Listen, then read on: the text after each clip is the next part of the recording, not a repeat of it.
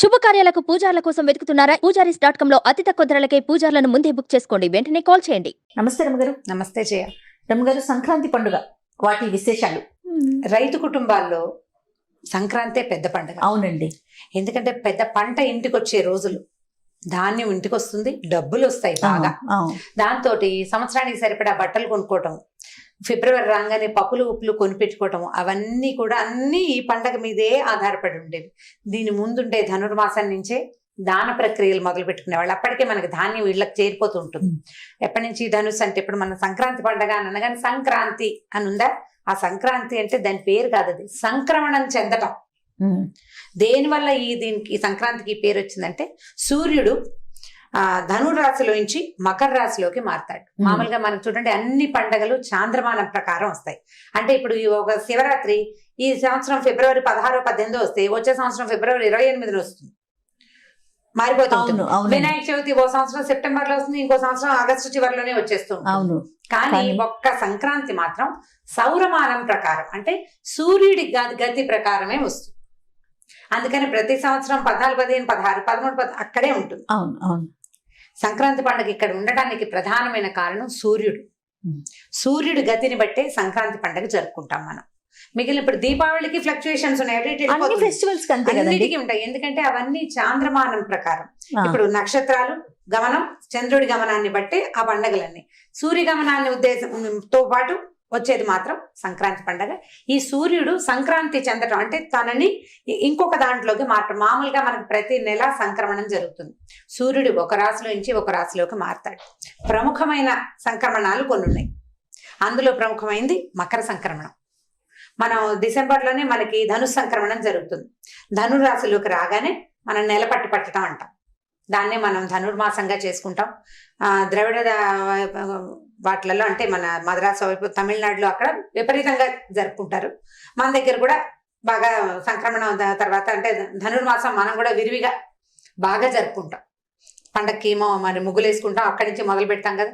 మంచి ధారాళంగా పెద్ద పెద్ద ముగ్గులు, గీతల ముగ్గులు వేస్తాం, అక్కడి నుంచి గొబ్బిళ్ళు పెట్టుకుంటాము. అవునండి. తర్వాత మనకి హరిదాసులు రావడము, తర్వాత గంగిరెద్దులు వాళ్ళు రావడము, వాళ్ళంతా రావడం కూడా ధనుర్మాసంతో మొదలు పెడుతుంది. ఈ ధనుస్సు నుంచి ఏం చేస్తారు, రైతులు దానం చేయటం మొదలు పెడతారు. వడ్లు, బియ్యం, అపరాలు పెద్దగా రావు కదా, ఆ టైంకి వచ్చేవి వడ్లే వస్తాయి. ఈ హరిదాసులకి తర్వాత ఏమో గంగిరెడ్ల వాళ్ళకి ఎద్దంటే అనగానే నంది స్వరూపంగా భావిస్తారు. అంటే హరిదాసు విష్ణు స్వరూపంగాను, గంగిరెద్దుల వాళ్ళని శివ స్వరూపంగాను భావించి దానం చేయటం మొదలు పెడతారు. హరిదాసు ఇంత గుండ్రటివి ఇట్లా పాత్రలు, అక్షయ పాత్ర అంటారు. ఆ పాత్ర నింపటం, ఆ పాత్రలో ఒక దోశలతోటి గుప్పెడితోటి వేసే వాళ్ళు ఉంటారు. దోశలతో తీసి దోశడితోటి పోయటం. ఈ పోసిన ధాన్యం ఇబ్బడి ముబ్బడిగా మళ్ళీ మనకి వచ్చి చేరుతుందన్న నమ్మకంతో దానం చేసేవాళ్ళు. హరిదాసు మనం పెట్టింది వస్తుంది కదా, మనం అదే నమ్ముతాం. పూర్తి భారతదేశం అంతా మనం చెప్పేదే అది. ఇవాళ మనం పెట్టిందే రేపు మనకి వస్తుంది. తెలుగులో సామెతలు కూడా ఉంటాయి, దానం కొద్దీ బిడ్డలు. మనం ఎంత దానం చేస్తే మన వంశం అంత ముందుకెళ్తుంది, మన పిల్లలు తినడానికి అంత మంచిగా దొరుకుతుందన్న నమ్మకంతో ఈ దానాలు చేయటం మొదలు పెడతాం. అక్కడి నుంచి ఇప్పుడు ఈ ధనుర్మాసం చివరికి వచ్చేసరికల్లా భోగి పండుగ రాగానే గోదా కళ్యాణం చేస్తారు. భోగి పండుగ నాడు భోగి మంట వేసుకుంటాం. ఈ భోగి పండుగ రోజునే బొమ్మలు పెట్టుకునే, బొమ్మల కొలువు గురించి మనం మాట్లాడుకున్నాం ఆల్రెడీ. అయితే బొమ్మల కొలువు పెట్టుకునే వాళ్ళు, ఆ పద్ధతి ఉన్నవాళ్ళు. అయితే ఈ భోగి నాడే తలంట్లు పోసుకోవటం ఒక విధానం. దీపావళి పండగకి ముందు రోజు చతుర్దశి నాడు తలంటి పోసుకున్నట్టుగానే పండగ నాడు తలగడగరు. సంక్రమణంలో తల కడగకూడదు అంటారు, తల రుద్దుకోకూడదు. ముందు రోజే తల రుద్దుకోవాలన్నమాట. భోగి నాడు బాగా తెల్లవారుజామున 3:30, 3:30 కల్లా నిద్ర లేచేసి, ఇది వరకు మరి ఇప్పట్లుగా ఇప్పుడు భోగి మంటలు వేస్తూనే ఉన్నారనుకో. ఊరు వెళ్ళి చాలా కాలం అయింది, నేను వెళ్ళి 4-5 ఏళ్ళు అయింది. భోగి మంటలకి పోటీలు పెట్టుకునేవాళ్ళు మా చిన్నప్పుడు. ఎవరిది పెద్ద భోగి మంట, ఎవరిది పెద్ద ముగ్గుల పోటీలు ఎలాగో ఉండేవి. ఈ భోగి నాడు ఏంటంటే, భోగికి మనం మంట పెట్టుకుంటాం కదా, ఈ మంట దేనికి గుర్తంటే రాబోయే వేడి కాలానికి గుర్తు. ఇక నుంచి రాబోయేదంతా వెచ్చటి రోజులు అని. మనకి మామూలుగా కాలాలు 6 ఋతువులు, 3 కాలాలు మనం చెప్తాం కదా. ఇది మన ఏమనాలి, ఈ జ్యోతిష్యం ప్రకారం 2 కాలాలు, మన 12 నెలల్ని 2 కాలాలుగా విభజిస్తారు. ఉత్తరాయణం, దక్షిణాయనం అని. అంటే ఉత్తరపు నడక దక్షిణపు నడక. ఆయనము అంటే నడక ప్రయాణం, ఉత్తర ప్రయాణం దక్షిణ ప్రయాణం అని చెప్పాలి. ఊరికే పదాలకు అర్థం చెప్తున్నాను. అదేలేండి. ఇప్పుడు ఈ మకర సంక్రమణం, సూర్యుడు మకర సంక్రమణంలోకి రాగానే అంటే మకరంలోకి ప్రవేశించాక ఇక్కడి నుంచి మళ్ళీ కర్కాటక రాశి నుంచి సంక్రమణం వరకు అంటే ఈ 6 నెలల పాటు దీన్ని ఉత్తరాయణంగా భావిస్తారు. అక్కడి నుంచి దక్షిణాయనం వస్తుంది. ఈ ఉత్తరాయణ పుణ్యకాలం ఏంటంటే పరమాద్భుతమైన కాలంగా చెప్పబడుతుంది. ఈ ఉత్తరాయణం దాకానంటే దేవతలకి మన 6 నెలలు వాళ్ళ ఒక పగలు, తర్వాత 6 నెలలు వాళ్ళ మెలకు రాత్రి అన్నమాట. పగలు రాత్రిగా విభజించబడతాయి. అంటే మనకు ఒక రోజుకి పగలు రాత్రి ఉన్నట్టుగానే సంవత్సరంలో 6 నెలలు పగలు 6 నెలలు రాత్రిగా ఉంటుంది. ఈ ఉత్తరాయణ పుణ్యకాలం ఎప్పుడైతే మకర సంక్రమణం జరుగుతుందో అప్పుడు దేవతలందరూ కళ్ళు తెరిచి మెలకు వస్తుంది అనమాట. దేవతలు కళ్ళు తెరిచి ఉండే కాలం కాబట్టి ఇప్పుడు ఇది శక్తివంతమైన కాలంగా భావిస్తారు. ఇప్పటి నుంచి 6 నెలల పాటు భూమి బాగా అంటే బలాన్ని పుంజుకుంటుంది. ఎండ పెరుగుతుంది కదా, వేడిమి వల్ల మనం ఎంత వేడొస్తే తర్వాత అంత పంటలు బాగుంటాయి. ఎండ లేకపోతే కుదరదు కదా. ఇంతకు ముందు 3-4 నెలల నుంచి మనం వర్షాలతోటి తర్వాత ఏమో చలికాలంతో భూమి ఇలా పగుళ్ళు విచ్చి తడిసి నాని ముద్దగా అయిపోయి ఉంటుంది. ఇప్పుడు ఇక్కడి నుంచి ఏమవుతుంది, ఈ వేడిమికి భూమి మెల్లిగా సారవంతం అవడానికి కావలసిన వేడిమిని తీసుకుంటుంది. సో ఈ 6 నెలల కాలం ఆరోగ్యవంతమైన కాలం. ఎంత పని చేసినా బాగా అలసిపోరు, తినగానే ఓపిక వస్తుంది, ఎక్కువ నిద్ర రాదు, నిద్ర తగ్గుతుంది. మనుషులకు సహజంగా జరిగేది కదా. జంతువులు అంటే పశువులు కూడా, పనిచేసే పశువులు కూడా బలాన్ని పుంజుకునే కాలం ఇది. అందుకని ఏం చేస్తారు, ఈ సంక్రమణాన్ని చాలా ఉత్తమోత్తమైన సంక్రమణంగా భావిస్తారు. ఈ రోజున కూష్మాండ దానం చేస్తారు. అంటే అదే మన తమిళంలో కళ్యాణ పూషణికాయ, గుమ్మడికాయని దానం చేస్తే, పండు గుమ్మడి, పచ్చ గుమ్మడి అంటాం కదా, ఈ పెద్ద గుమ్మడికాయని కనుక దానం చేస్తే భూమిని దానం చేసినంత ఫలితం లభిస్తుందని చెప్తారు. దానం ఎప్పుడైనా ఫలితాన్నే ఇస్తుంది. ఈ సంక్రమణ వేళల్లో ఎప్పుడైతే మనకి పుణ్యతిథుల్లో కనుక చేసిన దానం చాలా ఫలితాన్ని ఇస్తుంది. ఈ సంక్రమణం అప్పుడు గుమ్మడికాయని, విసిరికర్ర, చెప్పుల కంటే కూడా గొడుగు ఎక్కువ ఇస్తారు. తర్వాత ఏమో చెరుగడలు, బెల్లము అలాంటి వాటిని దానం చేస్తారు. నువ్వులు కూడా. ఇప్పుడంటే కొన్ని ఖాద్య పదార్థాలు, తినే పదార్థాలు ఉన్నాయి, వాడుకునే వస్తువులు ఉన్నాయి. వాటితో పాటు ఈ గుమ్మడి పండు బ్రాహ్మణులకే దానం చేయాలన్న నియమం లేదు. అవసరంలో ఉన్న వాళ్ళకి కూడా ఇవ్వచ్చు. ఆ వస్తువు అవసరం ఉన్న వాళ్ళకు కూడా మనం దానంగా చేయొచ్చు. తర్వాత ఆహార దానం, ఎలాగో అన్నదానం చేయటం, ధాన్యాన్ని దానం చేయటం, బియ్యం దానం చేయటం. ఇదివరకంటే ఒడ్లు పోసేవాళ్ళం హరిదాసులకి, ఒడ్లు దంపుకుని వాడుకునేవాళ్ళు. ఇప్పుడు దంచి వాడే రోజు కాదు కదా, ఇది కాలం మారిపోయింది. బియ్యమే ఉంటున్నాయి కదా, బియ్యం ఇస్తే ఏముంది, ఏదో ఎసట్లో పోసుకోవటమే సులువు కదా.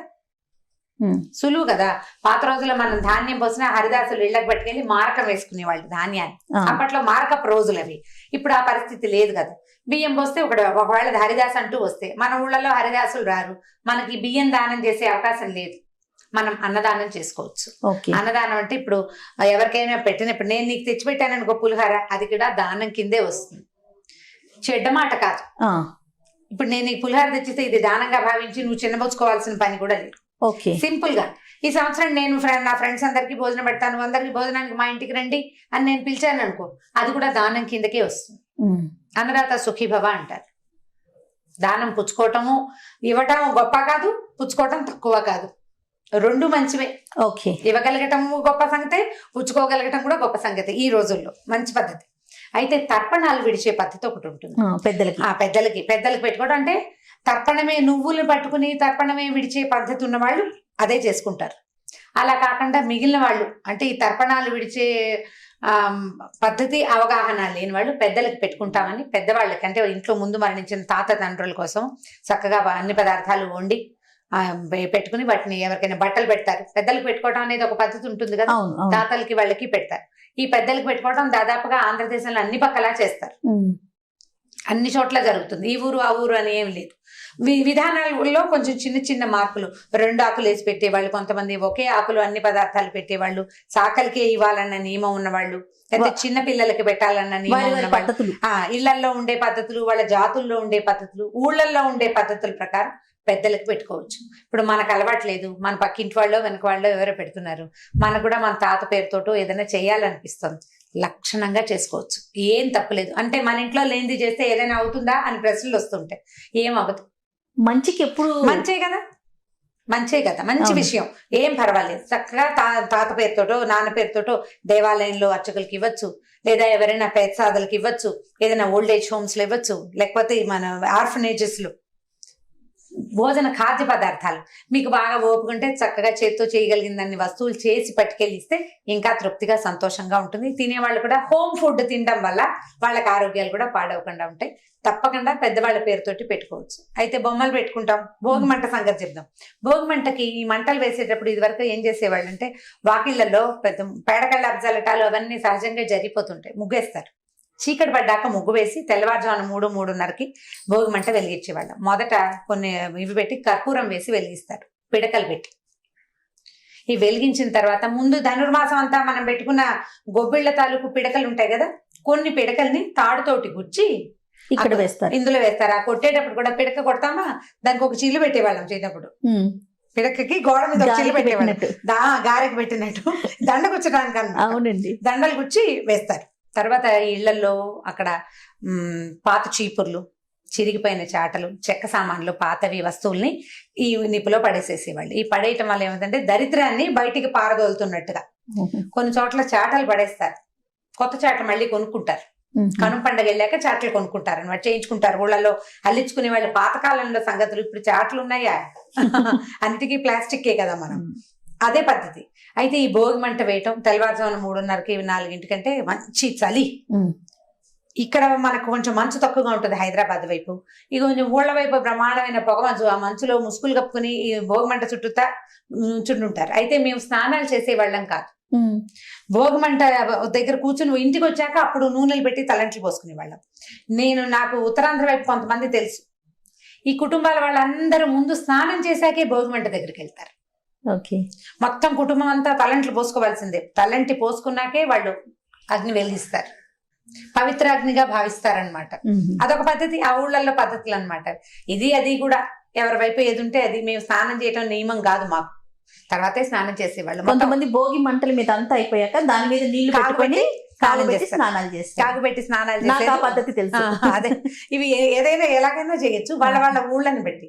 ఈ భోగి మంట రోజు సాయంకాలం భోగి నాడు భోగి పళ్ళు పోస్తాం. మన నువ్వు అడిగావు, నేను నీకు చెప్పలేకపోయాను. నేను మళ్ళీ మా అక్కయ్యని కనుక్కున్నాను.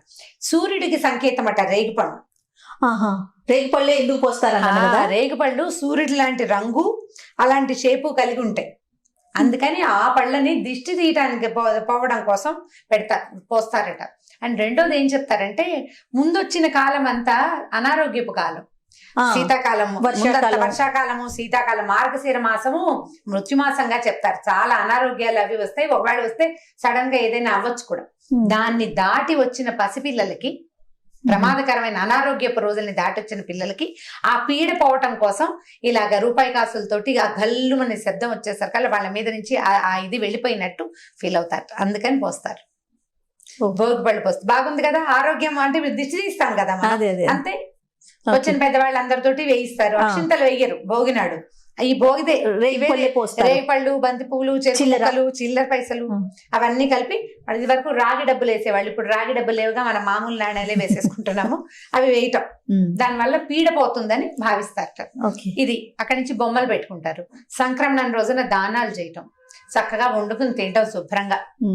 ఆరోగ్యవంతమైన ఆహారాన్ని బయట నుంచి తెచ్చుకోకుండా, బయటని కొనకుండా ఒక రోజైనా, అంటే పచ్చి పదార్థాన్ని కొనుక్కోవాల్సిందే, మనకి ఇంకో వేరే దారి లేదు. ఉడికిన పదార్థాలు కనీసం కొనుక్కోకుండా అరిసెలు చేసుకోవటం పండగ రోజున. మన ఓపిక మనకు రాదనుకో, మన దగ్గర ఇక్కడ దొరకట్లేదు జయ, తమిళనాడు వైపు అరిసెలు పిండి దొరికేస్తుంది స్వీట్ షాప్స్ లో. పిండి తెచ్చుకోవడం, ఏం చక్క అరిసెలు నూనెలో వేసుకుని కాల్చుకోవడం, అది కూడా బాగానే ఉంది కదా. మన దగ్గర కూడా ఎక్కడైనా దొరుకుతుందేమో అని చూస్తుంటాం. ఈ పాకం చేయటం ఒక ప్రతిభ. అరిసెల పాకం కొంచెం కష్టసాధ్యమైంది, చేతొచ్చిన వాళ్ళు ఉండాలి. వాళ్ళని అన్ని ఇల్లు తిప్పుతారండి. ఒక చేతొచ్చిన అమ్మనే ఊరంతా తిరుగుతూ ఉంటుంది అనమాట. మా ఇళ్లలో కొంచెం ఘనపాఠీలు బాగానే ఉన్నారు, మాకు వేరే వాళ్ళు అవసరం లేదు, మా వాళ్లే సరిపోతుండేవాళ్ళు, చేసేసుకునేవాళ్ళు. నాకు అరిసెలు బొత్తడం కాల్చడమే వచ్చు, కానీ సీరియస్లీ అరిసెల పాక నువ్వు చెప్పు అన్నావా గోవిందే నాకు రాదు. నేను చెయ్యాలి అంటే వెంటనే ఫోన్ చేయాలి, 2 ఫోన్లు చేసి 2-3 2-3 అక్షంతలు వేయించుకుని ఇంకా ఎప్పటికి నేర్చుకుంటావు లాంటివి అనిపించుకుంటే అప్పుడు అరిసెలు అవుతాయి. ఎప్పటికీ రాదు. అది ఏమనాలంటే ఒక ప్రతిభ అనమాట. అరిసెల పాకం దొరికితే మనకు కూడా చక్కగా హైదరాబాద్ లో ఎక్కడైనా కనిపెట్టండి, చక్కగా అరిసెల పాకం తెచ్చుకోవటం. నేను చక్కగా ఒత్తుకుని అమ్మ చేస్తారు, రమ్మగారు బాగా చేస్తారు. అమ్మాయి అన్ని అందరికి వెళ్ళి చేసి పాకం పెట్టుకుంటారు. పెట్టించేది. పెట్టించేది. సో అరిసెలు. దీని తర్వాత 3వ రోజు కనుమ నాడు మన రథం ముగ్గేసుకుంటాం. అవునండి, రథం వెళ్ళిపోతున్నట్టుగా ఈ రథం ముగ్గు మన తాలూకు తాడు పక్కింటి తాడుని లాకి అంటించాలి. అట్లా ఈ పక్కింటి రథానికి అంటిస్తాం, ఆ రథపు తాడు అవతల ఇంటి వైపుకి. అంటే ఇలా కలిసికట్టుగానే మనం ముందుకు సాగాలని మనకి సంకేతం. అది సంకేతం. అక్కడి నుంచి కనుమ నాడు గారెలు వండుకోవాలంటారు, మినుము తినాలంటారు కదా. కనుమ నాడు మినుము తినాలంటారు. ఏమి లేదు, ముందంతా మనం ఇందాక చెప్పిన కదే అనారోగ్యపు మాసాలు దాటొచ్చాం. ఇక నుంచి బలవర్ధక ఆహారం తినవలసిన రోజు. తేలిగ్గా వేడివేడిగా అంత చారణం తిని పడుకుంటే కుదరదు. నువ్వు బలవర్ధకమైన ఆహారం తినాలి. నాన్ వెజిటేరియన్ తినేవాళ్ళు ఎలాగో మాంసాలు అవి తింటారు. కనుమని పశువుల పండుగగా భావిస్తారు. ఇప్పుడు ముందు సేద్యానికి చాలా కష్టపడిన ఎడ్లకి ఆ రోజు శుభ్రంగా స్నానాలు చేయించి పసుపు బొట్టు పెట్టి పూజ చేసి, నీ వల్లే నాయన మేము ఇదంతా ఇంత ధాన్యం ఇంటికి తెచ్చుకున్నామని పశువులని గౌరవించే రోజు. ఓకే. ఎడ్లకి పూజ చేస్తారు. ఓకే. ఎడ్ల బళ్ళు కట్టుకుని తీసుకెళ్తారు. వాటిని పూజించి బాగా చక్కగా గారెలు అవి చేసి పెడతారు. మినపప్పు నానబెట్టి మినువులు అవి తినిపిస్తారు గొడ్లకి కూడా. తర్వాత ఏమో ఈ కనుమ నాడు ఇంకొకటి ఏం చెప్తారంటే, కనుమ నాడు కాకు కూడా కదలదంటారు. కనుమ నాడు ప్రయాణం చేయకూడదని ఒక లెక్క. ఇప్పుడు మనం పండగకి వెళ్ళామనుకో, బయలుదేరితే సంక్రాంతి పండుగ నాటి రాత్రే బయలుదేరేయాలి. కనుమ నాడు బయలుదేరకూడదు, ప్రమాదాలు ఎదురవుతాయని ఒక నమ్మిక. అలా చెప్పేవాళ్ళు ఊళ్ళలో. ఇప్పుడు ఏముంది, మన ఫ్లైట్ టికెట్ అప్పుడే కుదిరింది, ఇక తప్పదు కదా. అందుకని ఏం చేసేవాళ్ళం, నిర్గమనం పెట్టుకునేవాళ్ళం. పక్క వాళ్ళ ఇంట్లో పెడతాం అనమాట, మన బ్యాంకు పట్టుకెళ్ళి. అప్పుడు మన కనుమ పురుషుడు మన ఏమి చేయడం, ఏదో అందుకే నిర్గమనం పెట్టుకోవడం ఉంటుంది కదా. రకరకాల మార్గాల్లో అదొక మార్గం. అయితే కనుమ నాడు మనం మినుము తింటాం, బలవర్ధక ఆహారం తినడం కోసం. 4వ రోజు నుంచి ముక్కనుమ నాడు సంగతి పెద్దగా ఏముండదు, కనుము ముక్కనుము అంటారు. దాని తర్వాత రోజు దాని మీదకి ఏముంటుంది, బొమ్మలు పెట్టిన వాళ్ళు ముక్కనుమ నాడు బొమ్మలు తీసేయటం. బొమ్మలు పెట్టుకుంటే గనక కొలువు పెట్టుకునే ఆ పద్ధతి ఉంటుంది కదా. ఈ గొడ్లని ముక్కనుమ నాడు తప్పకుండా ఈ వీటికి కడతారనమాట, నాగలికి కడతారు. ముందు రోజు పూజ చేశారు కదా, ఏం పనేమి లేకపోయినా సరే నాగలి కట్టి ఒక రౌండ్ ఊరికి అట్లా తిప్పి మళ్ళీ తీసుకొచ్చి లోపల పెట్టుకుంటారు అనమాట. లోపల కట్టేస్తారు. పని లేకపోయినా కూడా, పని ఉంటే చేసుకుంటారు. లేకపోతే ఆ మరుసటి రోజు కనుక చేస్తే బలం వితోధికంగా పెరుగుతుంది వాటికని నమ్ముతారు. ఓకే. రకరకాల పద్ధతులు ఒక్కొక్క ఊళ్ళో ఒక్కొక్క రకంగా చేస్తారు. ఏదైనా ఇంతే. ఇప్పుడు అక్కడి నుంచి కోడి పందాల రోజులు ఇవి. గొర్రెపొట్టేళ్లతోటి పందాలు, కోళ్ల పందాలు, ఏదో ఒకటి సరదాగా నడవటం కోసం. ఇప్పుడంటే కొంచెం బ్యాన్ చేశారు, మరి డబ్బులు హడావిడి ఎక్కువైపోతుందని మానేసి ఉంటారు. మా చిన్నప్పుడు కూడా కోడి పందాలు ఆడుతూ ఉండేవాళ్ళు. మా పాలేళ్ళు సెలవు ఇచ్చేవాళ్ళు కనుమ నాటి. ఈ పూజ చేశాక ఆ పూట వాళ్ళకి సెలవు. తలా ఒక కోడిని కొనుక్కుని మేపుకుని ఏమిటో హైరాన్ పడుతూ ఉండేవాళ్ళు. కోళ్ళు వండుకునేవాళ్ళు సాయంకాలానికి. మా దగ్గర ఏముంటుంది, మేము గారెలు వండుకుని హ్యాపీగా బొమ్మల పేరెంటాలు అవి చేసుకుంటూ ఉండేవాళ్ళం. ఎవరెవరిది ఏ పద్ధతి అయినా పర్వాలేదు, చేసుకోవటమే. అక్కడి నుంచి టీవీల ముందు ఎక్కువ స్పెండ్ చేయకుండా మన పద్ధతులు ఏమైనా ఉంటే వాటిని ఎంతో కొంత పాటిస్తే గనక మనం ఇళ్లలో పిల్లలకి మనం కొంచెం తెలియజేయగలుగుతాం. కానీ పూర్తి సందడి వాతావరణం ఉండేదండి. చుట్టాలు వచ్చేవాళ్ళు, ఫ్రెండ్స్ వచ్చేవాళ్ళు, ఈ హరిదాసులు వాళ్ళు ఖచ్చితంగా పుట్టింటికి వస్తుంది. కొత్త అల్లుళ్ళ పండుగ కదా సంక్రాంతి అంటేనే అల్లుళ్ళ పండుగ. కొత్త అల్లుళ్ళు ఇంటికి రావటం. అల్లుడు అంటే ఆయన ఒక్కడే రాడు కదా, వాళ్ళ అమ్మ నాన్న చెల్లెలు భర్త వాళ్ళు వీళ్ళు ఒక 5-6 మనుషులు రావటం, రకరకాల వంటలు. తర్వాత ఈ గుమ్మడికాయ చిక్కుడుకాయ అవి ఇవి కలిపి కలగూర పులుసులు ఒకటి చేసుకుంటారు.